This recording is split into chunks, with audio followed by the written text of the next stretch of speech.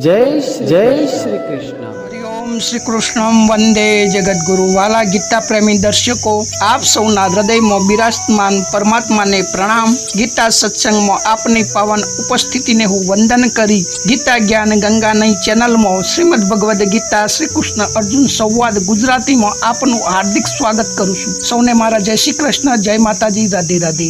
આવો આપણે સૌ સાથે મળી ભગવાનનો જય જયકાર કરીએ। કૃષ્ણ કનૈયા લાલ કી જય, ગીતા ગ્રંથની જય, સનાતન ધર્મની જય। મિત્રો, મારો પ્રયાસ ગમતો હોય ને અંત સુધી ગીતા સત્સંગમાં જોડાઈ રહેવા માંગતા હોય તો ગીતા જ્ઞાન ગંગા ચેનલ જરૂરથી સબસ્ક્રાઇબ કરી લેજો। વાલા મિત્રો, આજનો સંવાદ ગીતા અધ્યાય 8 અક્ષર બ્રહ્મયોગ, શ્લોક નંબર 28। વેદેષુ યજ્ઞેષુ તપેષુ ચેવ દાનેષુ યત પુણ્ય ફલમ પ્રદિષ્ઠમ અત્યંતી તત્સર્વમિદં વિદિત્વા યોગી પરમ સ્થાનમુપેતિ ચાદમ। યોગી પુરુષ આ રહસ્યને તત્વથી જાણી લીધા પછી વેદોના અધ્યયનમાં તથા યજ્ઞ, તપ અને દાન કરવામાં જે પુણ્ય ફળ કહ્યું છે એ બધાને નિસંદેહ પાર કરી જાય છે અને સનાતન પરમ પદને પામી લેશે। તો મિત્રો, અહીં શ્રીમદ ભગવદ્ ગીતાનો 8મો અધ્યાય અક્ષર બ્રહ્મયોગ અહીં પૂર્ણ થાય છે। છેલ્લો શ્લોક છે, તેને વિસ્તારથી જોઈએ। સ્વયં ભગવાન પૂર્ણ પુરુષોત્તમ શ્રી કૃષ્ણ ભગવાન અર્જુનને પૂછેલા પ્રશ્નોના અનુસંધાનમાં આજે આ અધ્યાયનો છેલ્લો શ્લોક 28માનો ઉત્તર આપે છે કે વેદેષુ યજ્ઞેષુ તપેષુ ચેવ દાનેષુ યત પુણ્ય ફલમ પ્રદિષ્ઠમ અંતેષ્ટિ સર્વમિદં વિદિત્વા યોગી પરમ સ્થાનમુપેતિ ચાતમ। અર્થાત યજ્ઞ, દાન, તપ, તીર્થ, વ્રત વગેરે જેટલા પણ શાસ્ત્રીય ઉત્તમ કાર્ય છે આ મિત્રો શાસ્ત્ર સંમત કાર્ય છે અને જેનું ફળ સારું એટલે ઊંચા લોક મળે છે, પરંતુ તે વિનાશી જ હોય છે। કારણ કે જ્યારે ઉત્તમમાં ઉત્તમ કાર્યનો પણ આરંભ અને સમાપ્તિ હોય છે તો પછી એ કાર્યથી ઉત્પન્ન થવાવાળું ફળ અવિનાશી કેવી રીતે હોઈ શકે? તો મિત્રો, અહીં એક સિદ્ધાંત સમજવાની જરૂર છે કે કોઈ પણ કાર્ય જેનો આરંભ અને અંત હોય તો એ કાર્યથી ઉત્પન્ન થનારું ફળ ગમે તેટલું પણ વિશેષ હોય, ઉત્તમ હોય, ઉત્તમ લોક બ્રહ્મલોક સુધીની પ્રાપ્તિનું પણ હોય તો પણ આખરે એનો અંત જ થવાનો, કારણ કે ઉત્પન્ન થનારું ફળ એ અવિનાશી હોય જ ના શકે, વિનાશી જ હોઈ શકે। દાખલા તરીકે આપણે કોઈ પણ ઝાડ વાવ્યું, વૃક્ષ વાવ્યું તો એ અમુકની ઉંમર ઓછી હોય છે, તે થોડા સમય 2-5 વર્ષ હોય, કોઈકની ઉંમર વડ જેવીની ઉંમર હજારો વર્ષની પણ હોઈ શકે, પણ જેનો આરંભ છે એનો અંત નિશ્ચિત છે, જે મળ્યું એનો વિયોગ નિશ્ચિત છે, જે પ્રગટ થયું એનો અપ્રગટ નિશ્ચિત છે। જેમ જન્મ એટલે મૃત્યુ નિશ્ચિત છે, યુવાની આવી તો યુવાની જવાની જ, ગળપણ આવી તો ગળપણ જવાનું જ, સુખ આવી તો સુખ જવાનું જ, દુઃખ આવી તો દુઃખ જવાનું જ। તો આવી રીતે મિત્રો, જે કોઈ પણ કાર્ય હોય કે કાર્યનું ફળ હોય તો જેનો આરંભ થાય, જેને આપણે મેળવીએ તો એની સમાપ્તિ કે અંત એટલે કે છૂટવાનું જરૂર છે। તો છૂટવાવાળું કોઈ પણ કાર્ય, ઉત્પન્ન થવાવાળું કોઈ પણ કાર્ય અવિનાશી કેવી રીતે હોઈ શકે એ પ્રશ્નનું ભગવાન અહીં વિસ્તારથી સમજાવે છે કે તે ફળ ચાહે આ લોકનું હોય, ચાહે સ્વર્ગ વગેરે ભોગ પ્રધાન લોકોનું હોય અથવા છેક ટોપ લેવલ બ્રહ્મલોક સુધીનું હોય, પરંતુ તેની નશ્વરતામાં લેશ માત્ર પણ શંકા નથી. એટલે નશ્વરતા એટલે નાશ થવામાં કોઈ શંકા નથી.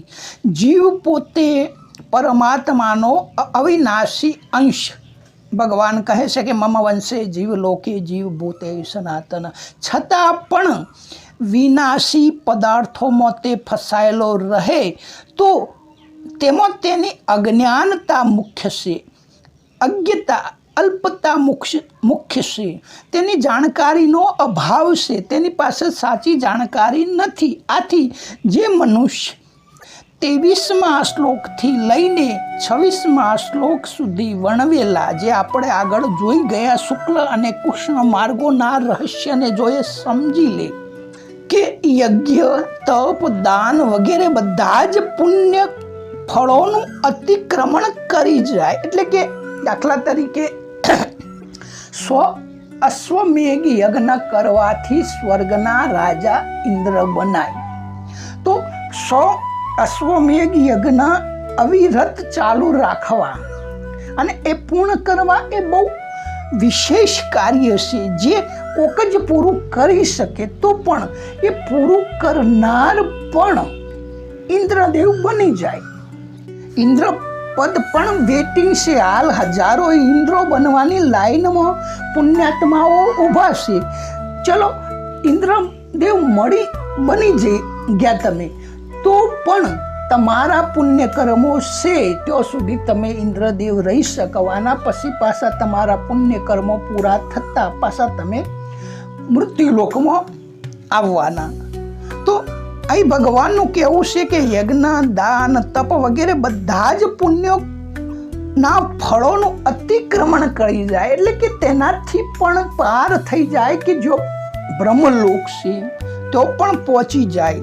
કારણ કે તે એ સમજી જાય કે ભોગ પ્રધાન લોકોની પણ આખરી સીમા છે બ્રહ્મલોક. પરંતુ ભગવાનને પ્રાપ્ત થતા જોથી પાછા નથી આવવું પડતું એ લોક બ્રહ્મલોક પણ નથી. એ વિશેષ પુણ્યાત્મા પણ વિશેષ બ્રહ્માજીની કૃપાથી જ મોક્ષ પામી શકે છે. ભોગની વાસનાવાળો પુણ્યાત્મા તોથી મુક્ત નથી થઈ શકતો, બ્રહ્મલોકથી પણ પાછો આવે છે. આપણે જે આગળ જોઈ ગયા અને સાથે સાથે એ પણ સમજી લે કે હું સાક્ષાત પરમાત્માનો જ અંશ છું તથા આ પ્રાકૃત એટલે કે સંસારી પદાર્થો નિત્ય નિરંતર અભાવમાં એટલે કે નાશમાં જ અપ્રાપ્યમાં જ જઈ રહ્યા છે. તો પછી તે નાશવાન પદાર્થોમાં કે ભોગમાં ન ફસાય, ભગવાનનો જ આશ્રિત થઈ જાય. ત્વમેવ શરણમ ગચ્છમ સર્વભાવેન ભારત. બધા જ ભાવોથી, બધા જ એંગલથી, બધી જ બાજુથી કેવળ ભગવાનનો જ થઈ જાય. એટલા માટે તે આદિસ્થાન પરમાત્માને પ્રાપ્ત થઈ જાય. આદિસ્થાન વિશે ગીતાના 10મા અધ્યાયના 2જા શ્લોકમાં કહે છે કે અહમાદિ દેવનામ મહર્ષિના ચ સર્વસ્ય, અને 15મા અધ્યાયના 4મા શ્લોક કહે છે કે ત્વમેવ ચાદમ પુરુષમ પ્રપંદન્તે. તો આ આદિસ્થાન એટલે જેને આપણે પરમ ધામ કહ્યું, આગળ પરમ ગતિ કહી, એ પરમાત્માને પ્રાપ્ત થઈ જાય છે. જેને આ જ અધ્યાયના 21મા શ્લોકમાં પરમ ગતિ પરમ ધામ નામે ઓળખાયું. તો મિત્રો, નાશવાન પદાર્થોના સંગ્રહ અને ભોગોમાં આસક્ત થયેલો મનુષ્ય તે આદિ સ્થાન પરમાત્માને નથી જાણી શકતો. અને ન જાણવાનું અસામર્થ્ય ન તો ભગવાને આપેલું છે, ન પ્રકૃતિથી પેદા થયું છે, ન કોઈ કર્મનું ફળ છે. એટલે કે આ સામર્થ્ય કોઈની દેન નથી. તો મિત્રો, અહીં દરેકના મનમાં એક જ પ્રશ્ન થાય છે કે પરમાત્મા સદા છે, સર્વદા સુલભ છે, સર્વમોત છે, તો પરમાત્મા આટલા કેમ આપણને આસાનીથી નથી મળી શકતા, અથવા બધાને કેમ આસાનીથી નથી મળતા? તો મિત્રો, બસ એનો ઉત્તર એક જ છે જે ભગવાન આપે છે કે સ્વયં જીવાબાઈએ, એટલે કે જીવે જ પરમાત્મા તત્વથી પોતાને વિમુખ થઈ ગયો છે, વિમુખતા પેદા કરી છે. એટલા માટે જ અને જે મિત્રો જાતે વાળો બોધીને જાતે માન્યતામાં ફસાઈ જાય તો એને પોતાને જ તે માન્યતા છોડવી પડે. જેમ એક દૃષ્ટાંત શાસ્ત્રમાં આવે છે કે બંદરને સોકડા મુહવાળા વાસણમાં ચણા નાખવામાં આવે અને બંદરને બાળતા થોડા ચણા નાખી પછી આગળ તમે જતા રહો, આગા પાછા થઈ જાઓ તો બંદર આવી અને અંદરથી ચણા લેવાની કોશિશ કરશે. તો ચણા એનો ખોરાક છે, સ્વાભાવિક છે, પરંતુ એ ચણાની મુઠ્ઠી ભરશે અને મુઠ્ઠી એ સોકડા બર્તનથી વાસણથી એ બહાર નહીં કાઢી શકે. તો પોતાને બંધાયેલું માનશે. જો હવે એ બંધાયેલો માને તો એની માન્યતા છે.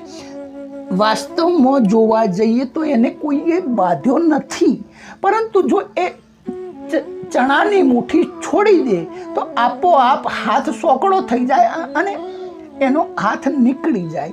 તો મિત્રો આ રીતે જ જીવાત્માએ પોતાને સંસારના પદાર્થો સાથે, પોતાના શરીર સાથે, પોતાના સગા સંબંધીઓ સાથે જે એકતા સાધી છે, એકતા માને છે, તેનાથી તે બંધાયેલો છે અને તેને દૂર કરવાનું પણ એના ઉપર જ આધીન છે. એને બીજો કોઈ દૂર ના કરી શકે. આપણે એ બંદરને હાથ ઉપર ગમે તેટલી લાકડીઓ મારો કે ગમે તે કરો, એના હાથ ખેંચી લો તો હાથ તૂટી જરૂર જાય, પરંતુ એની મુઠ્ઠી ના નીકળે, કારણ કે એને ચણા પકડેલા છે. તો આ રીતે મિત્રો આ ભૂલ દૂર કરવામાં જીવ અસમર્થ નથી, નિર્બળ નથી, અપાત્ર નથી, તે સમજણ વગરનો નથી, પરંતુ પોતાના ઉપર સામર્થ્યનો આરોપ કરી લેશે. સંયોગજન્ય સુખની લોલુપતાને કારણે જ પોતાના આ સમર્થનો આરોપ કરી લેશે અને તેનાથી મનુષ્ય જન્મના મહાન લાભથી વંચિત રહી જાય છે. જેમ કોઈ પણ વ્યક્તિ વ્યસન કરે છે તો વ્યસનમાં પોતાની અસમર્થતા દર્શાવે છે કે મારાથી વ્યસન નહીં છૂટે, મારાથી વ્યસન નહીં છૂટે. તો મિત્રો આપણા સૌનો દાખલો છે, જો વ્યસન ના છૂટતું હોય તો મનુષ્ય જ્યારે બીમાર પડે છે ત્યારે એને કોઈ પણ ચીજ વસ્તુ નથી ભાવતી, તો મોટા ભાગે વ્યસન પણ એ નથી કરી શકતો, તો ત્યારે આપોઆપ છૂટી જાય છે. તો જો વ્યસન એને આદત બની ગઈ હોય તો બીમારીમાં પણ આદત ચાલુ રહે. તો એક સમજવા જેવી વસ્તુ છે કે જે વસ્તુ શરીરને જરૂરી નથી એ આપોઆપ બીમારી સમયે તેનાથી છૂટી જાય છે. શરીરને અમુક જરૂરિયાત, શરીર ટકાવી રાખવા માટે ખોરાકની જરૂર હોય છે, તો પ્રવાહીથી પણ બીમારીમાં શરીર ચલવી લેશે, ખોરાક પણ નથી લેતો. તો એક સ્પષ્ટ માનવું આપણા બધાની પણ સમજણ હોય, ઊંચી સમજ બનાવવી જોઈએ કે શરીરની જરૂરિયાત બસ જેટલી છે બસ એટલી જ પૂરી કરવાથી શરીર જળવાઈ રહેશે, એના માટે કોઈ વિશેષ કાર્ય કરવાની જરૂર નથી. તો મિત્રો આ જ મનુષ્ય સંયોગજન્ય સુખની લોલુપતાનો ત્યાગ કરી મનુષ્ય જન્મને સાર્થક બનાવવા માટે નિત્ય નિરંતર પ્રયત્નશીલ ઉદ્યમી રહેવું જોઈએ. 6થા અધ્યાયના અંતમાં ભગવાને પહેલાં યોગનો મહિમા કહ્યો અને પછી અર્જુનને યોગી બનવાની આજ્ઞા આપી. અધ્યાય 6થો શ્લોક 46. અને અહીં ભગવાન પહેલો અર્જુનને યોગી થવાની આજ્ઞા આપી અને પછી યોગનો મહિમા કહ્યો. એનું તાત્પર્ય એ થયું કે 6થા અધ્યાયમાં યોગ ભ્રષ્ટનો પ્રસંગ આવ્યો હતો અને તેના વિષયમાં અર્જુનના મનમાં સંદેહ થયો હતો કે ક્યાંક યોગ ભ્રષ્ટ એટલે કે ભગવાનની બાજુ ચાલનારો વ્યક્તિ યોગી નષ્ટ ભ્રષ્ટ તો નથી થઈ જતો ને. એ શંકાને દૂર કરવા માટે ભગવાને કહ્યું કે કોઈ ગમે તે રીતે કોઈ પણ યોગમાં લાગી જાય તો તેનું પતન થતું નથી. અને એટલું જ નહીં, તે યોગીનો જિજ્ઞાસુ માત્ર પણ શબ્દ બ્રહ્મનું અતિક્રમણ કરી જાય છે. એટલે કે યોગ માટે પ્રયત્ન કરનાર નહીં, પરંતુ યોગ માટે પરમાત્માને પ્રાપ્ત કરવાની ખાલી જિજ્ઞાસા પણ ઉત્પન્ન થઈ જાય ને તો પણ એ શબ્દ બ્રહ્મનું અતિક્રમણ કરી જાય છે. એટલે કે પરમાત્માને વહેલો મોડો અવશ્ય પામી લેશે. એટલા માટે યોગીનો મહિમા પહેલાં કયો અને પછી અર્જુનને યોગી બનવાની આજ્ઞા આપી. પરંતુ અહીં અર્જુનનો પ્રશ્ન નિયતતા પુરુષો એટલે કે આ યોગ પ્રાપ્ત પુરુષો કઈ રીતે જાણવા યોગ્ય છે, આ પ્રશ્નનો ઉત્તર આપવા ભગવાન સંસારિક પદાર્થોથી સર્વથા વિમુખ થઈ કેવળ પરમાત્માને જ પરાયણ થાય છે તે યોગીઓ માટે હું સુલભ છું એ કહ્યું. એટલા માટે પહેલાં તું યોગી થઈ જા તેવી આજ્ઞા આપી અને પછી યોગીનો મહિમા કહ્યો. તો મિત્રો, આ રીતે ભગવાન અહીં 8મો અધ્યાય પૂરો કરી આને અર્જુનને વિશેષ સમજાવવા માટે હજુ પણ એનો કોઈ પણ શંકા ન રહી જાય અને વધુના વધુ જ્ઞાન પ્રાપ્ત કરે. કારણ કે મિત્રો, આ અધ્યાત્મ માર્ગ એટલું અટપટું છે, ઝટપટ સમજમાં આવે એવું નથી. પરંતુ એક વખત જો સમજાઈ જાય ને તો મિત્રો બેડો પાર થઈ જાય. પછી બાકી કશું સમજવાનું રહેતું જ નથી. એ આશયથી ભગવાન વારંવાર એકના એક વસ્તુ અનેક એંગલોથી, અનેક દ્રષ્ટાંતોથી, અનેક વિવેચનોથી સમજાવે છે. તો આગળના 9મા અધ્યાયમાં ફરીથી મળીશું. 9મા અધ્યાયનું નામ છે રાજવિદ્યા રાજગુહ્ય યોગ. તો મિત્રો, આ અધ્યાય બધી જ વિદ્યાઓનો રાજા જે કહેવાય છે, જેને આપણે રાજવિદ્યા કહીએ છીએ, અને આપણે નામ પણ સાંભળ્યું છે કે રાજયોગ. તો રાજયોગ વિશે, રાજાઓનો યોગ વિશે, મુખ્ય ખાસ વ્યક્તિઓ માટેની યોગ વિશે ભગવાન વાત કરશે. તો આપણે સૌ આગળના શ્લોકોમાં મળીશું. અને મિત્રો, જો ભગવદ્ ગીતા આપ ક્રમશઃ પૂરી સાંભળવા માગતા હોય અને આપ જો આધ્યાત્મિક હોય તો આ ગ્રંથ જરૂરી છે. આ ગ્રંથ પૂરેપૂરો તમને આધ્યાત્મિક લક્ષ્ય સુધી પહોંચાડી જ શકશે એવી મારી અને અનેક મહાપુરુષોની માન્યતા છે. કારણ કે સ્વયં ભગવાન શ્રી કૃષ્ણ પોતાના વિશે એટલે કે પરમાત્મા જ પરમાત્મા વિશેનું રહસ્ય ખોલી રહ્યા છે. તો એમાં કોઈ કચાશ હોય જ નહીં. અને પરમાત્માથી પાસેથી જ જેને જાણ્યું છે એ શિષ્ય પણ પૂર્ણતા પામ્યા સિવાય રહી જ ન શકે. તો આ બંને વસ્તુ જો આપ સમજતા હોય તો આપે ભગવદ્ ગીતા છેક સુધી સાંભળવી જરૂરી છે. બાકી આપની મરજી. તો ફરીથી જય શ્રી કૃષ્ણ, જય માતાજી, રાધે રાધે. ફરી મળીશું આગળના શ્લોકમાં. જય શ્રી કૃષ્ણ.